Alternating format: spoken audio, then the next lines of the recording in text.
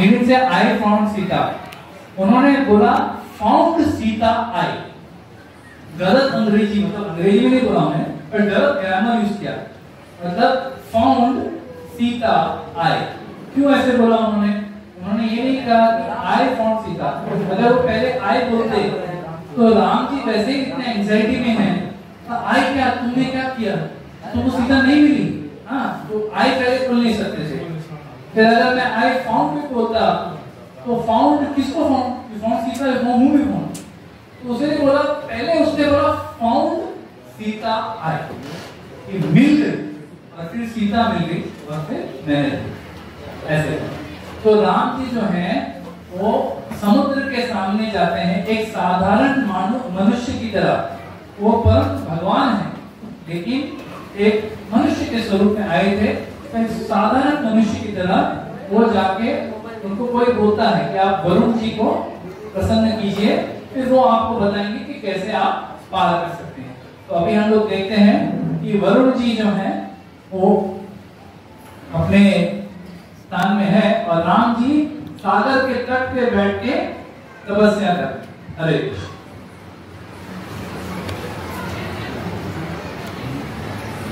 ऐसे तपस्या करते करते एक दिन निकल गया, 2 दिन निकल गए, 3, 4, 5, 6 दिन निकल गए, लेकिन वरुण जी देखो कैसे आराम से बैठे हुए हैं, उनपे कोई फर्क नहीं पड़ा कि भगवान राम स्वयं आके तपस्या कर रहे हैं। तब राम जी क्रोधित हो गए। हे वरुण देवता, अरे माइक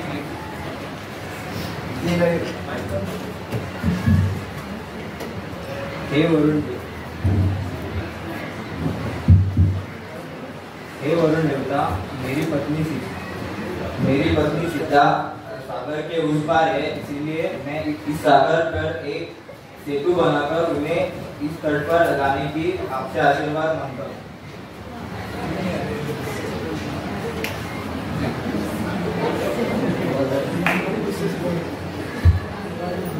मैंने आपकी इतने दिनों तक तपस्या की, लेकिन आपको कुछ फर्क नहीं पड़ा। अब आप मेरा गुस्सा देखोगे।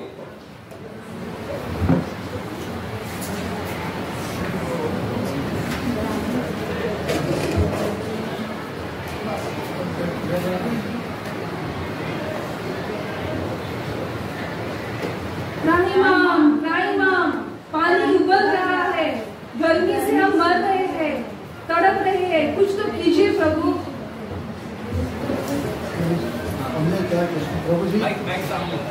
प्रभु जी हमें माफ कर दो, हम आपको पहचान नहीं सकते। आप अपनी पत्नी को वापस लाने के लिए समुद्र पर सेतु बांध सकते हैं, और आपकी सेना में एक विश्वकर्मा का अवतार है नल, उसकी सहायता दो और आप एक सेतु बांध दो। ये सेतु इतना अच्छा मजबूत रहेगा कि वो टूटेगा भी नहीं।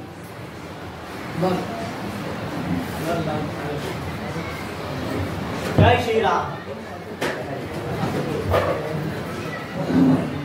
इस सागर पर एक सेतु बांधना है। श्री राम, सब बंदर पत्थर लो, सब लोग पत्थर लो और उस पर राम नाम लिखो और समुद्र में फेंको।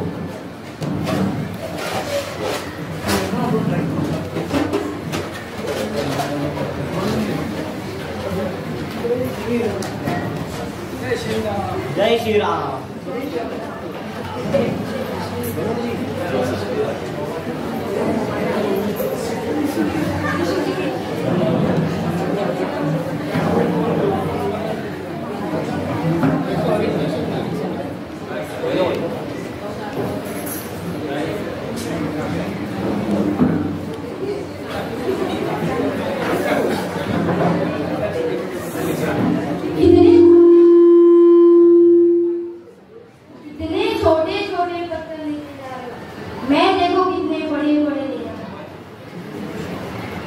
मेरे लिए आप दोनों का योगदान समान है, क्योंकि आप जो भी काम कर रहे हैं वो पूरी भक्ति के साथ कर रहे हैं।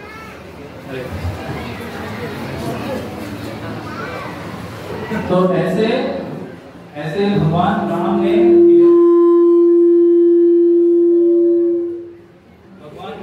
गिलहरी के शरीर के ऊपर ऐसे हाथ रखा तो गिलहरी के शरीर पे ऐसे 3 लाइन आ गए। तो अभी राम जी जो हैं शाम के समय सब बंदरों ने ऐसे पत्थर फेंके होते हैं, राम का नाम लिख के फेंके होते हैं। तो राम जी शाम के समय वो भी थोड़े सोचते हैं मैं भी एक बार ट्राई करता हूँ। अरे ये तो डूब गया।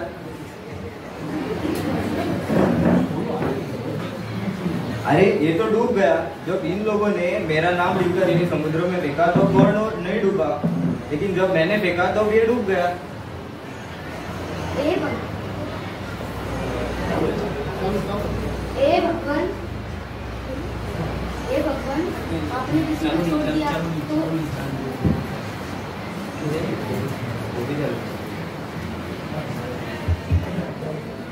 ए भगवान, आपने किसी को छोड़ दिया तो डूबने ही वाला। हरे कृष्णा, जय श्री राम।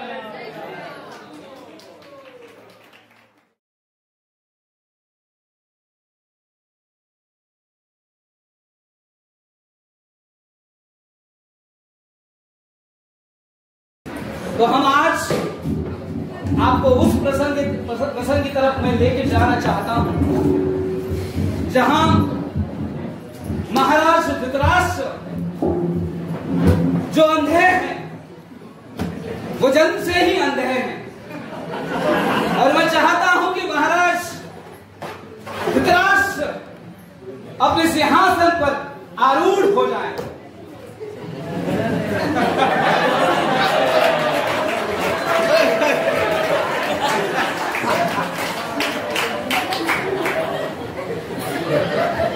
महाराज धृतराष्ट्र को क्या करना? मैं तो अंधा हूँ, मैं तो अंधा हूँ। इस हस्तिनापुर के वो राजा हैं और वो अंधे। उसके साथ दाईं ओर जो हमारे बैठे हैं वो पितामह भीष्म हैं, और उन्होंने भीष्म प्रतिज्ञा ले रखी है।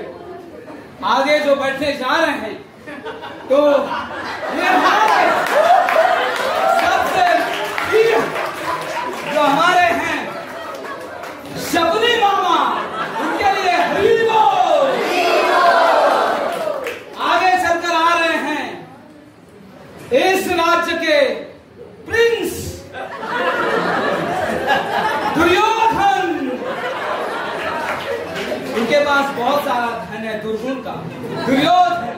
और आगे चलकर रथी महारथी आ रहे हैं, उनका नाम बहुत महाभारत में बहुत उनका नाम लिया जाता है, दुशासन।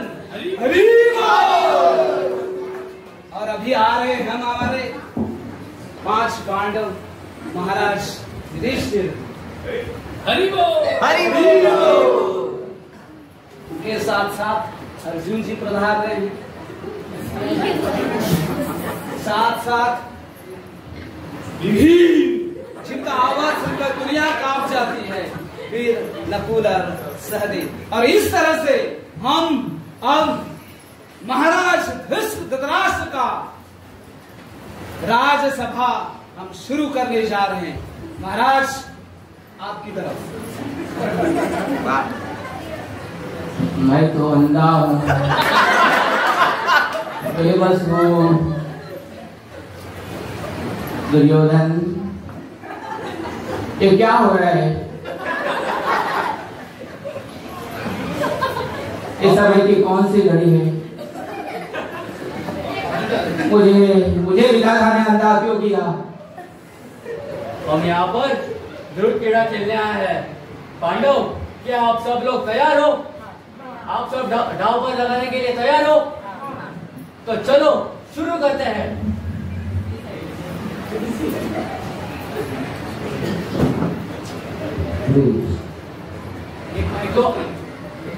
तो आप क्या दांव पर लगाना चाहते हो? मान लीजिए एक माइक यूज करो।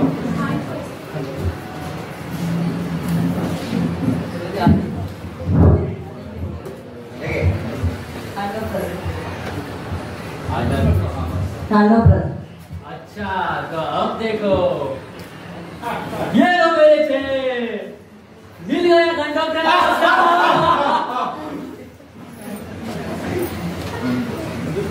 अब तो हम हमने खांडव राज जीत लिया। अब आप क्या दांव पर लगाना चाहते हो? अब हमारे पास कुछ नहीं है। क्या कुछ नहीं है? आपके पास तो द्रौपदी है। इसके भाई है ना। क्या आप उसको दांव पर लगाना चाहेंगे? नहीं।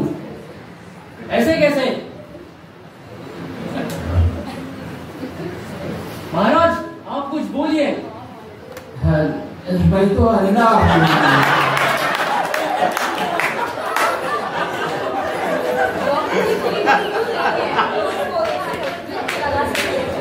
तो क्या हुआ? वो तो आपकी धर्म पत्नी है, उसका आप पर उसका पूरा हक बनता है। तो आप क्यों नहीं लगाना चाहते दांव पर?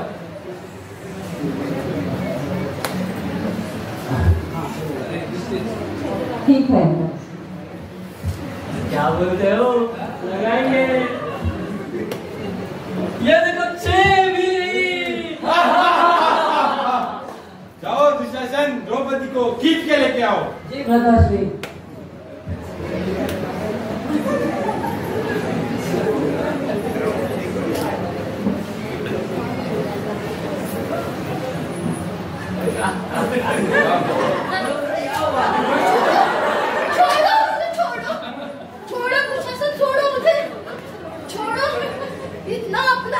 इतना अपमान करना ठीक नहीं है दुशासन।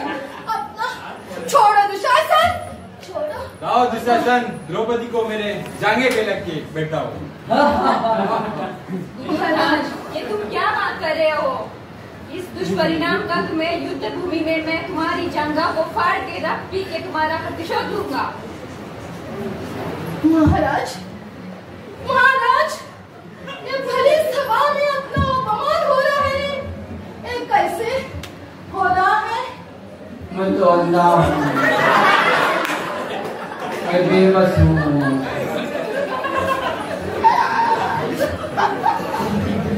भीष्म पितामह, अपने कुलवधू का इतना अपमान हो रहा है, आप कैसे देख रहे हैं?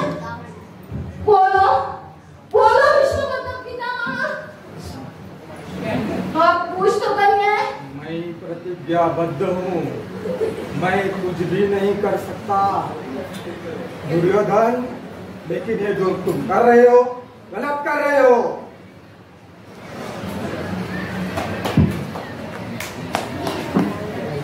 नहीं, मैं सब सही कर रहा हूँ।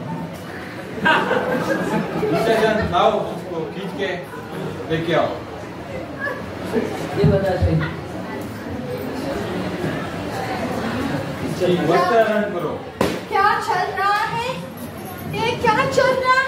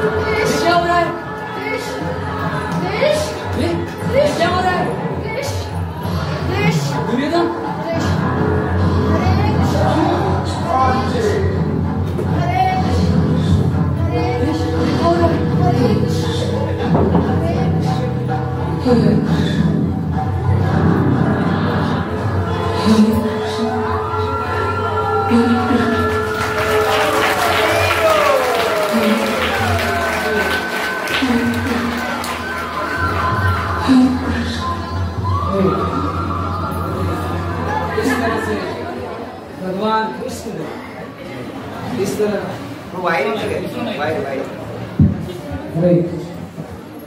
इस तरह से भगवान कृष्ण पवित्र वस्त्र धारण करने से उनको बचाया। उसी तरह से भगवान जो है अपने भक्त की हमेशा भक्त को भगवान जो है सुरक्षा प्रदान करते हैं। हरे कृष्णा कृष्णा कृष्णा हरे हरे।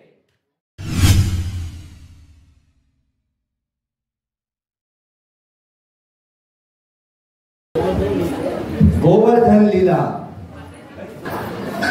इंद्रदेव का पूजा का तैयारी कर दो, शुरू किया। फल फूल ब्राह्मण सबको बुलाया, सब लेके आया, कुछ कमी नहीं ना। सभी ब्रजवासी इंद्र की पूजा में पूरा मग्न है। फल फूल ब्राह्मण इत्यादि इन सबकी तैयारी में जोरों शोरों से जुड़े हुए हैं।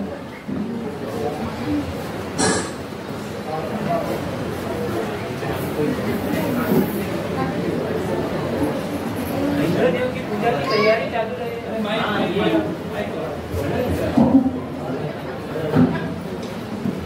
इंद्रदेव की पूजा की तैयारी चालू हो रही है। हाँ यही ये कुछ खबर हम इंद्रदेव को सुनाएंगे। हाँ चलो चलो।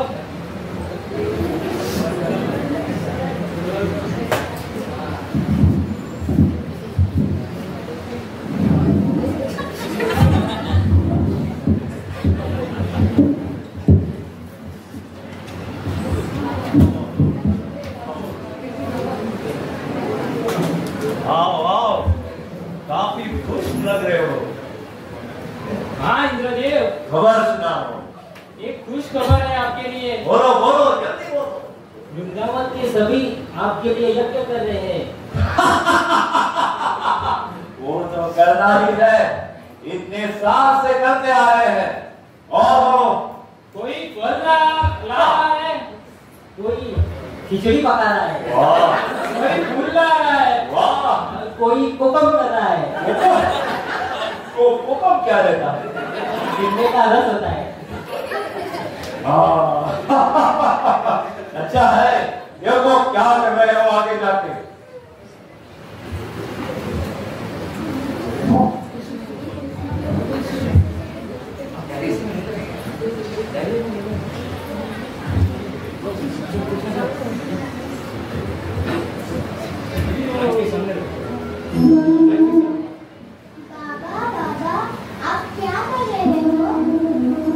हम इंद्रदेव का पूजा का तैयारी कर रहे हैं बेटा।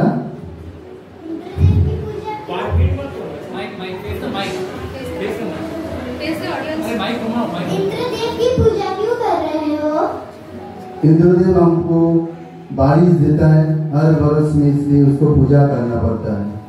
ये तो प्रकृति का नियम है, ये तो भगवान का आदेश है। हमें तो गोवर्धन की पूजा करनी चाहिए। वो हमें खाना देता है, फल देता है, फूल देता है, सब कुछ। चलो फिर हम सब मिलकर गोवर्धन का ही पूजा करें। कृष्ण जब कहते हैं कि इंद्र की पूजा करने से कुछ नहीं होगा, वो तो प्रकृति का नियम है और हमें गोवर्धन की पूजा करनी चाहिए। तो सभी लोग गोवर्धन की पूजा करने चलते हैं।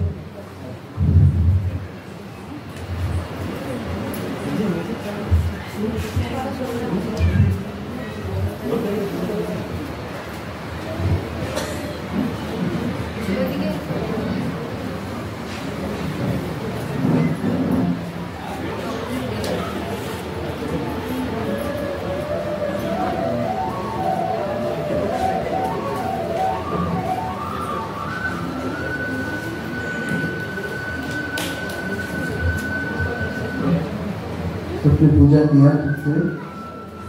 हाँ?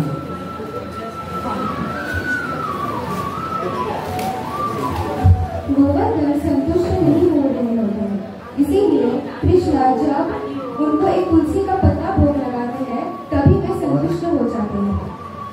खाना तो सब खत्म हुआ, और भी प्रसाद लाओ उनके लिए।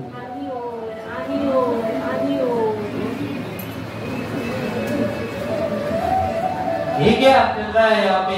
सुबह तो इंद्रदेव की पूजा की तैयारी चल रही और अभी तो गोवर्धन की पूजा चल रही है। चलो हम ये इंद्रदेव को पूछते हैं। हाँ चलो चलो।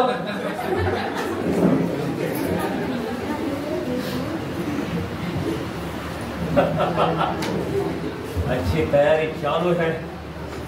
अभी तक पूजा समाप्त हो गई। आओ। ये क्या है?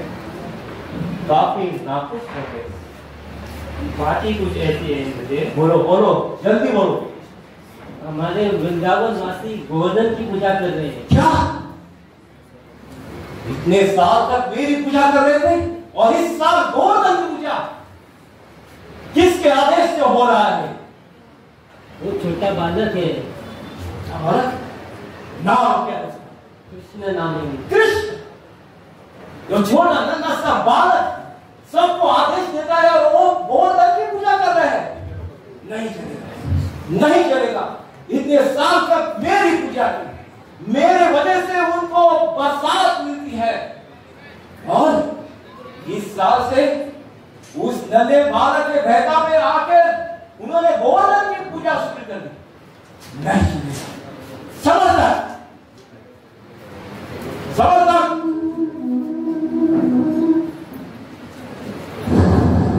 इस साल ब्रजवासी वृंदावन में प्रलय होना चाहिए। उन्होंने मेरी पूजा छोड़ के गोवर्धन की पूजा शुरू की। प्रलय करो, ऐसी बारिश करो कि पूरा प्रलय होना चाहिए। जी महाराज। जाओ।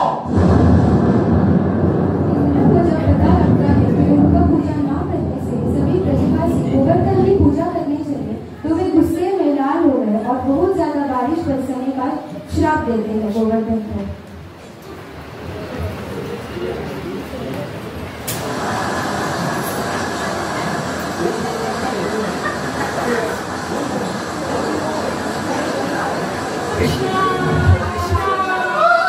हमने बोला था तुम लोगों को जो इन्हें पूजा करो, तुम कोई हमारी बात नहीं सुना। आज गोवर्धन का पूजा करके एक दिन हमको देखना पड़ा।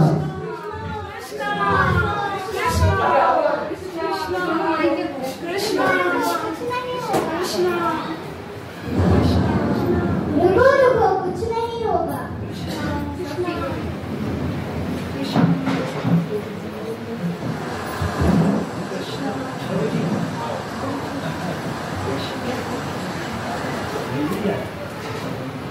श्री कृष्ण भगवान की जय। कृष्ण भगवान की जय। कृष्ण भगवान की जय।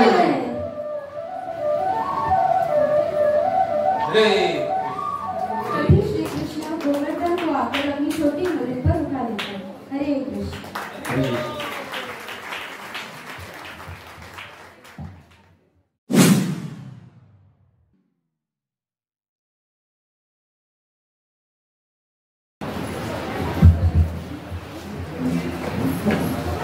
चलो आज हम आपको लेके चलते हैं चित्रकूट। यहाँ पे कामदगिरी पर्वत बहुत पूजनीय है कि यहाँ पे राम लक्ष्मण सीता अपने वनवास के कुछ दिन बिताए थे।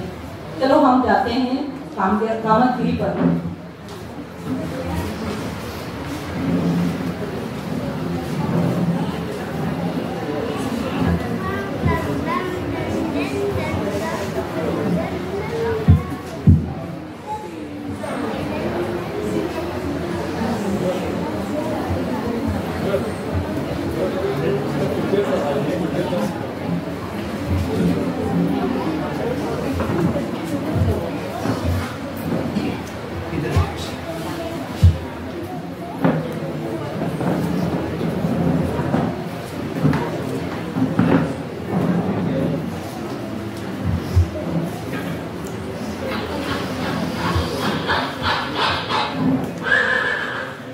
भैया, मुझे कोई आवाज सुनाई दे रही है। कोई घोड़ों की आवाज सुनाई दे रही है। देखो जाने, देखो।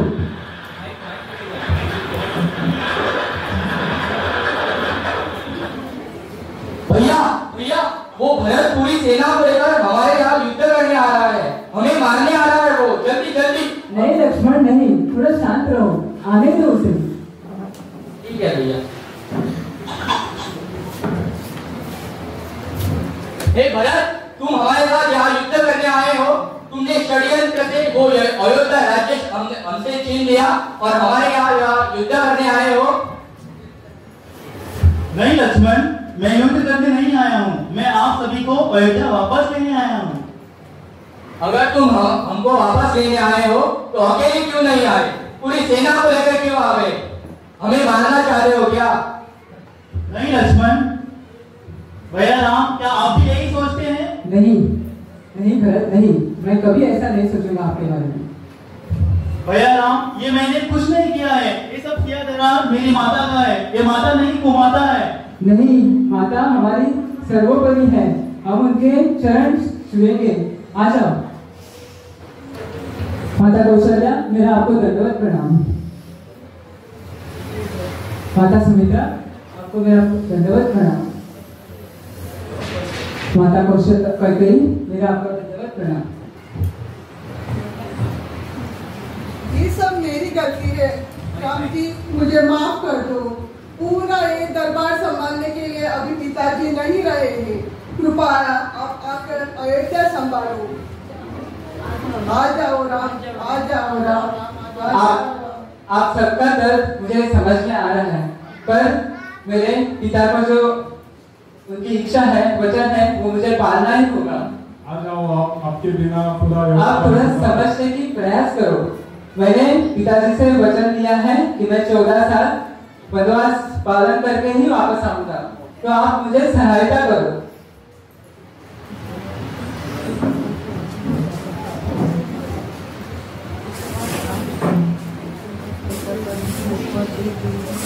ठीक है भैया, अगर आप चाहते हैं तो मैं आपके नाम से राज चला लूंगा, लेकिन मैं खुद राजगद्दी पे नहीं बैठूंगा। मैं आपकी चरण पादुका को लेके राजगद्दी पे लेके रखूंगा और उसी के कारण राज चलाऊंगा। ठीक है, तो आप मेरे पादुका लेके आप राज्य संभालो, मैं तब तक 14 साल वनवास करके वापस आऊंगा। ठीक है भैया राम, लेकिन आप अगर 14 साल के एक दिन भी ज्यादा रुके तो मैं अपना देह त्याग दूंगा। नहीं करता, नहीं। ये मेरी आपसे आज्ञा है, तुम हमारे प्रिय बना हो, तो आप उसका गद्दी का सही समय। ठीक है। जय श्री राम।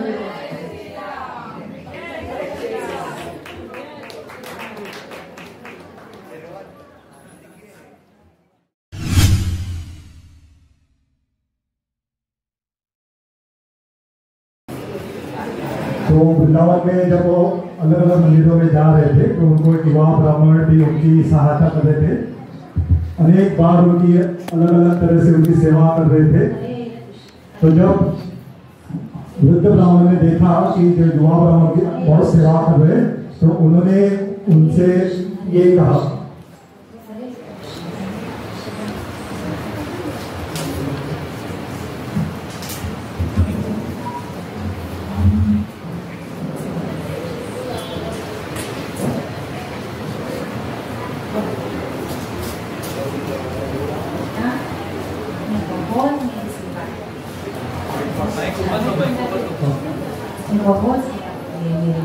बहुत अच्छा लगा मीना, मैं आपको कुछ देना चाहता हूँ।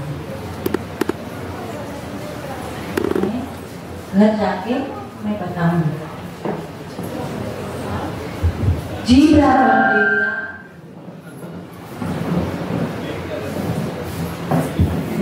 ब्राह्मण ने उनको वचन दिया कि उनको सेवा से प्रसन्न होकर उनको एक खास वस्तु देने वाले हैं।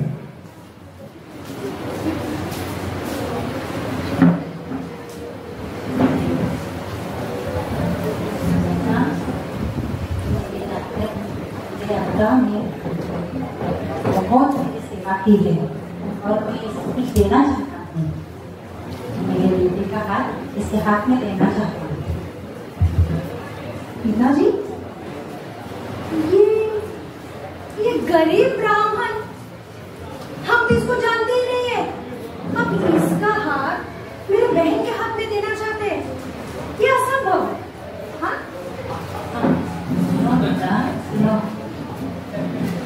पिताजी, आप ऐसा कैसा विचार रखते हैं? एक गरीब ब्राह्मण, आप जानते नहीं, पहचानते नहीं, उनका हाथ मेरे बहन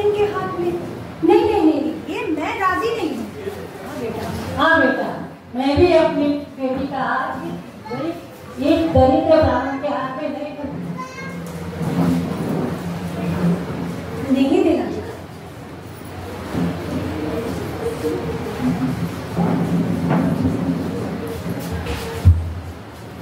क्या प्रमाण है? आप जब ये वचन दिए थे इसको तब कोई था क्या उधर? नहीं, वहाँ पे कोई भी नहीं था। कोई भी नहीं था? ये क्या बात हो गई पिताजी? कोई साक्षी नहीं है? सुनो बेटा, सुनो। पिताजी, माताश्री, आप हम राजी नहीं है। मैं और माताश्री बिल्कुल नाराजी है। साक्षी लाओ। माताजी, साक्षी लाने को बोलते हैं। हाँ, वहाँ पे हम दोनों ब्राह्मण के बीच में एक साक्षी था। वह साक्षी हमारे गोपाल जी थे। मैं अभी जाता हूँ और मैं अपने पंचायत से अपनी समस्या का हल मांगता हूँ। जाओ, जल्दी लाओ पंचों को, क्योंकि अभी पंचायत ही मुझे अपनी समस्या का न्याय देंगे। मैं अभी जाता हूँ। पंचायत आ जाइए। पंचायत, आप मेरी समस्या का हल निकालिए। ये जो ब्राह्मण है, इन्होंने मुझे बता दिया था कि मैं अपनी बेटी का हाथ मुझे देंगे, पर अभी ये अपने परिवार के बहकावे में आकर मुझे अपना बेटी का हाथ नहीं दे रहे हैं और अभी ये चुपचाप खड़े हैं। मुझे न्याय चाहिए पंचायत। तुम ठीक से याद करो बेटा, उस वक्त कोई तो साक्षी होगा जब तुम ये बातें कर रहे हो, तो आप उसको प्रार्थना करके उसको इधर बुला लाओ। जी, मुझे याद है कि हम दोनों के अलावा वहाँ पे गोपाल जी थे, तो मैं अभी जाता हूँ और गोपाल जी को लेके आता हूँ। हाँ, नाउ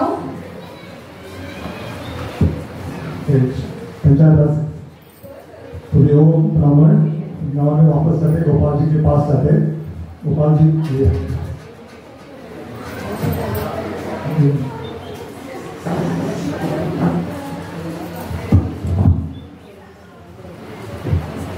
हे मेरे भगवान, मेरी रक्षा कीजिए, मुझे न्याय दीजिए। आपको पंचायत में चलना ही होगा भगवान, मेरी रक्षा करने के लिए। पर मैं तो चल नहीं सकता। आप तो बोल सकते हो ना भगवान, तो आप चल भी सकोगे। प्लीज भगवान, मेरी रक्षा के लिए चलो ना। मान लेते हैं, पर मेरी एक शर्त है। रोज मुझे 1 माह चावल का भोग लगाना पड़ेगा। अगर आपने पीछे मुड़कर देखा तो मैं वही स्थापित हो जाऊंगा। मुझे मंजूर है भगवान। हे प्रभु, चलिए अभी चलते हैं।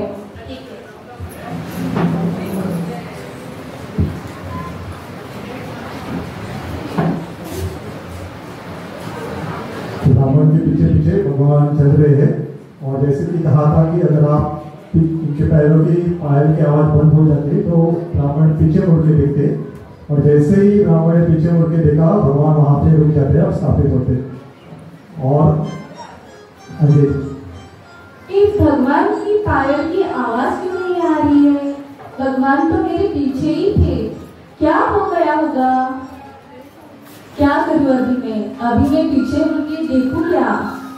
नहीं, मुझे अपने प्रभु पर विश्वास रहना चाहिए कि प्रभु जी ने बोला था कि वह मेरे पीछे पीछे ही आएंगे। मैं चलता हूँ। अरे पर फिर भी मेरे प्रभु का पैरों का आवाज क्यों नहीं आ रहा है?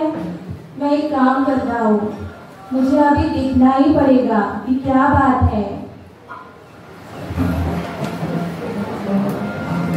हे प्रभु, मुझे क्षमा करना, मुझसे बहुत बड़ी भूल हो गई प्रभु। मैंने आप पे विश्वास नहीं रखा और मैंने मुड़कर देख लिया। वह तो मेरी लीला थी, आपका कोई दोष नहीं है। आप यहाँ आकर सब पंचायत वालों को बुला लो, मैं साक्षी दूंगा। जी भगवान।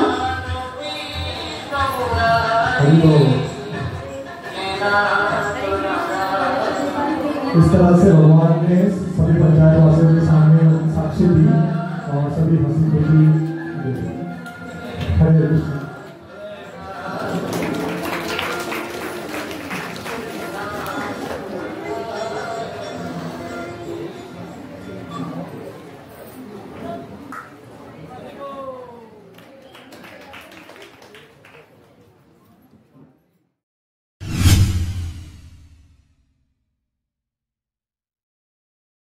ऐसे भी एक प्रसंग और उनकी जिंदगी में आता है जहाँ पर कृष्ण भगवान उनकी सहायता करते हैं। तो आज हम आपके सामने लेकर आ रहे हैं अक्षय पात्र की लीला, जहाँ पर हम देख सकते हैं कि भगवान कभी अपने भक्तों की सहायता करने के लिए कैसे पहुंचते अगर सिर्फ हम उनका नाम लेते हैं। तो आइए अभी हम वह लीला शुरू करते हैं। सबसे पहले हम दुर्योधन के महल में चलते हैं, जहाँ पर दुर्वास मुनि उनके महल में पधारते हैं। दुर्योधन है, हम है दुर्योधन। अरे दुर्वास मुनि, आइए आइए आइए आइए, पधारिए। आपका कैसे आने हुआ दुर्वास मुनि? दुर्योधन आज मेरी तो बहुत सेवा कर रहा है, किसी वरदान के चक्कर में तो नहीं। अगर ऐसा है तो मैं तुम्हें अभिशाप दूंगा। नहीं दुर्वास मुनि, मजाक, ऐसा कोई इरादा नहीं है। पधारिए, आप पधारिए। आप क्या, आपकी मैं कैसे सेवा कर सकता हूँ? आपको भोजन चाहिए? क्या चाहिए आपको? हमारे पास सब कुछ है, धन है, दौलत है, पैसा है। और बोले कैसे? मुझे तुम्हारा भोजन नहीं चाहिए। अभी भोजन की कोई इच्छा नहीं है मेरी। आपको भूख नहीं लगी है तो आप ऐसा कर सकते हैं कि आप मेरे भाइयों के घर जा सकते हैं। वहां पे उनकी धर्मपत्नी द्रौपदी बहुत अच्छा खाना बनाती है, आप उनके यहाँ पधारिए दोपहर में। इसी ऐसा है तो मैं अभी जाता हूँ। आप अपने 10,000 शिष्यों के लिए। ठीक है। इसी समय दुर्वास मुनि अपने शिष्यों को लेकर वन में पहुंचते, जहाँ पर 5 पांडव रहते थे। तो फिर आगे देखिए वहां पर क्या होता है।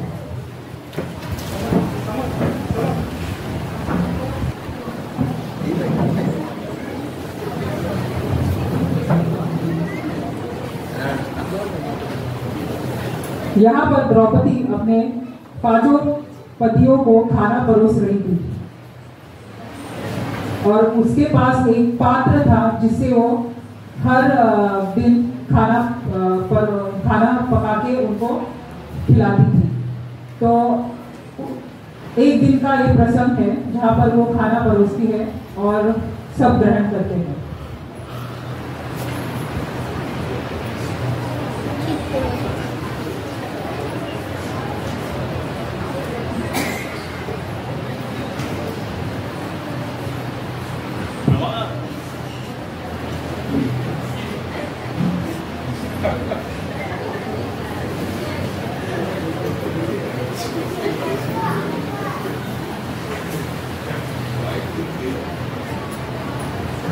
अपने पतियों को खाना खिलाने के बाद वो खुद भी भोजन करने के लिए बैठती है।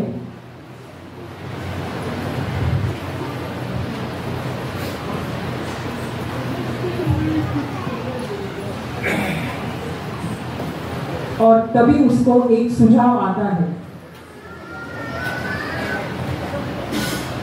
कोई भूखा है यहाँ पर, किसी को भोजन चाहिए? कोई भूखा है यहाँ पर, किसी को भोजन चाहिए? कोई भूखा है यहाँ पर, किसी को भोजन चाहिए? किसी को भोजन चाहिए?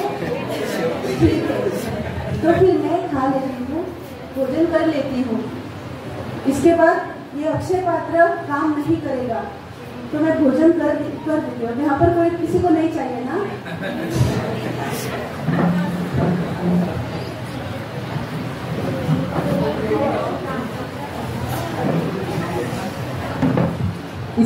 इसी समय वहां पर दुर्वास मुनि पहुंचते हैं।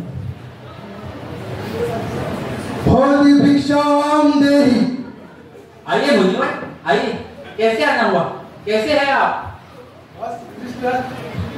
बस मुझे आज तुम्हारे यहाँ भोजन करने की बहुत इच्छा है, इसलिए मेरे सारे शिष्य अभी आए हैं। क्या मुझे भोजन मिलेगा? हाँ हाँ बिल्कुल, आप ऐसा कीजिए, आप नहा के आइए, तब तक मैं भोजन का इंतजाम करता हूँ। ठीक है, हम अभी आते हैं। ठीक है। अभी क्या करेंगे अभी क्या करेंगे स्वामी? दुर्वासा मुनि का क्रोध तो सबको बताया। हे प्रिय सखा, हे कृष्ण, आप ही अभी हमारी सहायता कर सकते हैं। कृपया करके कुछ तो कीजिए और दुर्वासा मुनि का क्रोध शांत कीजिए।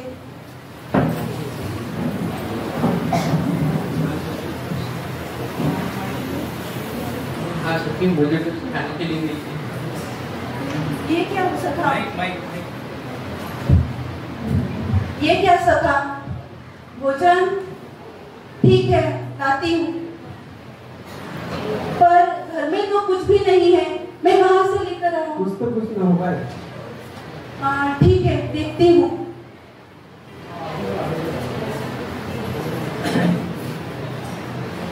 पर सखा, इसमें तो सिर्फ एक ही दाना है, तो आप भोजन कैसे करोगे?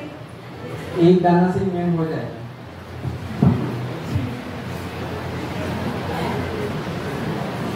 मेरा पेट भर गया है।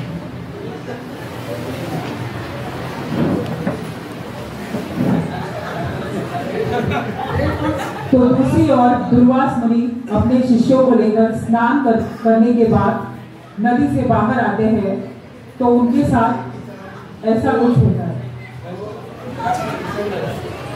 ये कैसे हो गया? हमारा पेट भर कैसे गया? नहीं जा, अब क्या करें? वहाँ हमारे यहाँ राह देखते रहेंगे। वहाँ भोजन किया है हमारे लिए, अगर हमने वहाँ भोजन नहीं किया तो भोजन का अपमान होगा। अब क्या करें? चलो चलो, इससे पहले कि वो आ जाए हम भाग जाते हैं यहाँ से। इसी प्रकार दुर्वास मुनि अपने शिष्यों को लेकर वहां से भाग जाते हैं और हम धन्यवाद सखा कृष्ण, आपने आज हमारी रक्षा की। और इस प्रकार हम देख सकते हैं कि किस तरह कृष्ण भगवान अपनी भक्तों की रक्षा और लाज भी रखते हैं, कैसे उन्होंने एक दाने से अपना पेट भरकर सभी जीवों को संतुष्ट भी कर सकते हैं। तो